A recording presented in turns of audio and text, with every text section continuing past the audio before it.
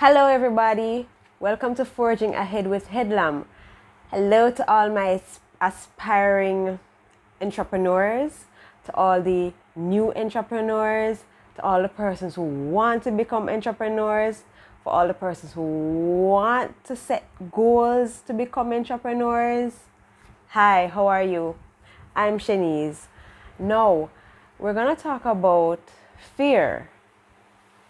You know, sometimes we're on this journey to become entrepreneurs, or we have started our business, but we just become fearful. You know what 2 Timothy 1 verse 7 says about that? I'll read from the King James Version because that's my favorite version of this verse. It says, "For God hath not given us a spirit of fear, but of power and of love and of a sound mind." Right? So the fear didn't come from God. Fear comes from things that we experience. Fear comes from things that other people experience. You know, the other day, my two daughters were home with their grandmother. We're at their grandmother's house and grandfather's house. And the dog, Skip, I wouldn't want to say he attacked, but my eldest daughter was, there with a little piece of stick and, teasing, and she didn't realize that she was teasing him, but he got away.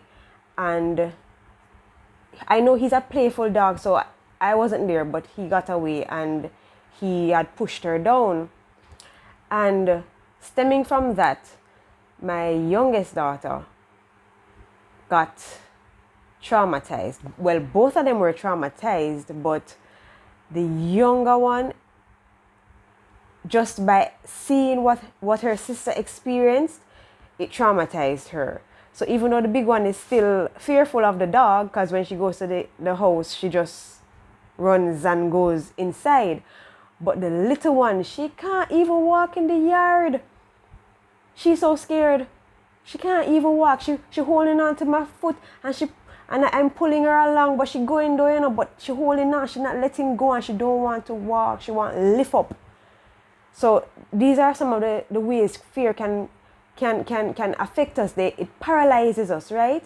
And as I said, we can be fearful based on other people's experience, and we can be fearful based on our own experiences, right? So we learn the fear and we experience the fear. No, so sometimes as entrepreneurs, as new entrepreneurs, you fear that your business, boy, I wonder if it's going to fail. I wonder if it's going to fail. So in wondering if it's going to fail, sometimes because you start with that mindset of fear and failure, then it might be possible for it to fail. You understand? So you can't go into business with the fear of failure. How you overcome that? How do you do it? How you overcome fear of failure? You have to first recognize that in anything that you're going to do, anything, there is a possibility of failure. Anything, you might fail. Just think about it as being a possibility in your business. You might start it, it's not going well. You might start losing clients. You might start anything else that causes your business to not be successful. You might not attract enough clients. You understand? Just think of failure as a possibility. But you have to overcome that fear. And how you're going to overcome it is by recognizing that it is possible, but if it does occur, how you mitigate failure. Failure doesn't mean that you're going to stop. Failure means that it will propel you, and it can propel you to become greater and to have your business thrive. You understand? So if you come to a standstill, something that is stopping you from pushing ahead, then you think about ways how you can mitigate that. How do you go around it? Because fear, we don't have no time for failure, no. We don't have no time for it. We don't have no time for failure, right? Our businesses are going to thrive and we are going to survive and our families are going to be rich based on our work, right? So you have to recognize it. That's the first thing. Now, some people fear change. Why? Why would you fear change? Change is inevitable in everything, even if you don't start a business. Change is inevitable, right? You get older, that's change, right? You move from one location to the next, that's change. You don't know what might happen. You take a bus, right? You take public transportation, that's change. You're moving from one location to the next, right? But you have to recognize that it is inevitable. And this is one way that you're going to mitigate against fear, right? You're going to mitigate against it by recognizing that change is inevitable. But you have to make the changes that matter. Make the changes that count. Make the changes that are going to make your business successful. And that's why I always talk about setting those goals. Setting the goals to accomplish your end product, right? Your daily goals, your monthly goals, daily, weekly, and monthly goals. You have to, right, to get the changes that you want. Now, when you talk about fear, some people talk about taking risk. The fear of taking risk. Listen, risk. We take risk all the time. Right? As I spoke about change, moving from one location to the next and getting older and everything, we take risk every day. We take plane, right? A lot of us love to travel and we take plane and we don't know what might happen, but we take the risk of traveling, of flying. We drive our cars every day. We don't know what's going on internally in the car, but we take the risk by going in the car and traveling. So we take risk every day. But what you have to look at as an entrepreneur is that you have to take risk. Have to. If you don't take risk, your business is going to be stagnant. It's not going to be successful. You're just going to stay one place forever, which might lead to failure. And we're not into that. We're into succeeding, thriving, surviving, right? So you have to take risk. But guess what? It has to be calculated risk. So you have to look at the statistics, see what other businesses in your field or your niche are doing, right? Look at the things, the risks that they take, how they take those risks, and the ways that you can take some of the risk, you can take some of the things that they have done and use it to your advantage, right? But you have to crunch those numbers. You have to look at the statistics. Right? So you have another fear of uncertainty. You don't know what will happen after you start this business. You don't know after you start the business if you're going to be in debt, because sometimes we have to borrow money to start the business, and business take money.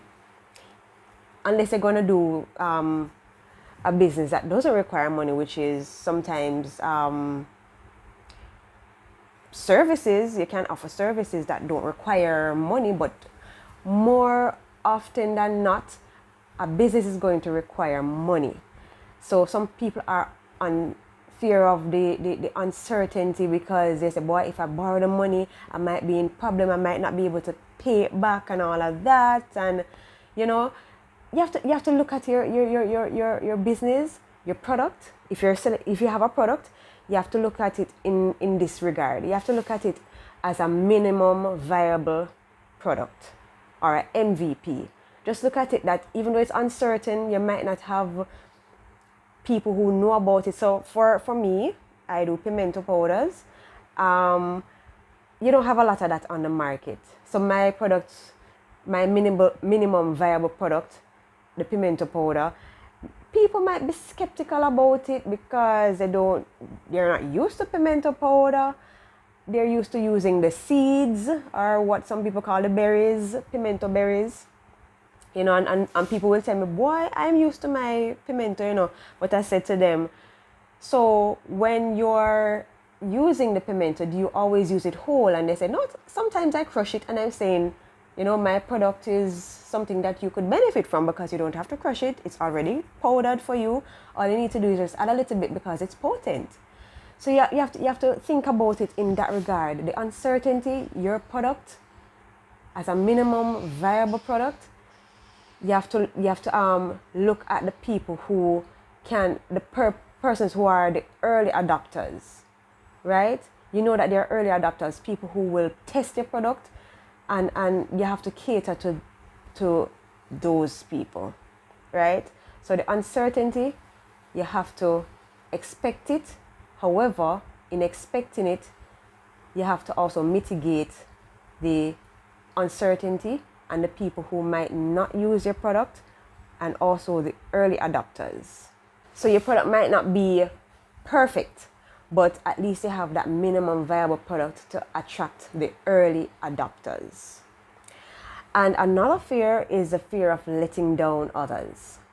So if you're starting your business or you have started and you're fearful that you might be letting down your family, you might be letting down your friends, but they might say, what is she doing? What is he doing? Why is he starting this business? Them don't know the entrepreneurship hard. Why are you doing it? You have to talk to your family. Talk to them. Let them know this is what you're going to do. Let them know about the risk, and that is why it is important to write down everything that you want to do. Have your business plan, because when you follow it, it will guide you to what you need to do and where you need to go. So you can show them a business plan and say, boy, family, you don't have to worry, because this is where I plan to go with this. This is what I plan to do, and these are the risks that I'm going to take. And you have to kind of get the buy-in. Yeah, get the buy-in of your family. It's important. So at least that can ease your fears a bit about letting them down, because you have brought them into to what you've planned. You can let them give you ideas as well if they're up for it. After they've seen your plan, you can incorporate some of their ideas. Not all of them, because you see, when you do the research and you know what is good for your business and so on, don't entertain every idea, but at least let them feel like they're a part of it. So you can say, wow, that's a good idea, but I might not use it right now, or I might use it right now, but I'm not going to use everything, but I'm going to use a part of it, and it's going to be you helping me, and they'll buy in. Yeah. So at least that fear won't be as big, You won't feel too bad that, boy, I'm letting down my family and so on. So anyway, another fear is success related.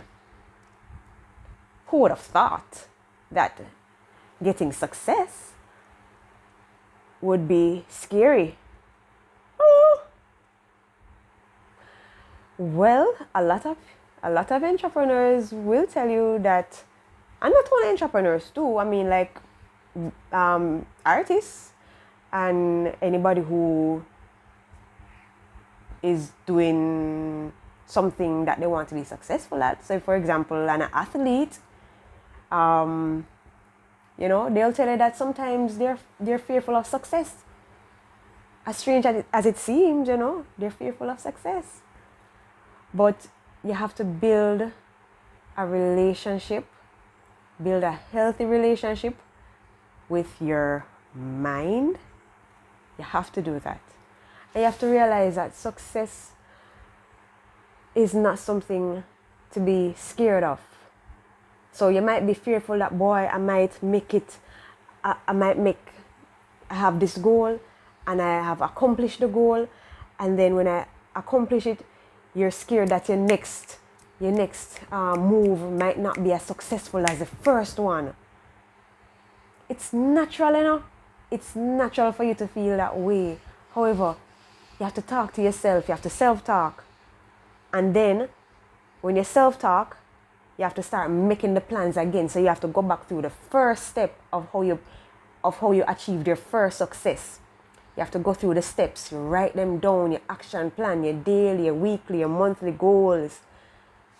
And then inevitably, success will come again. So, thank you very much for tuning in to Forging Ahead with Headlam. Never forget that all things are possible with God. Thank you for watching.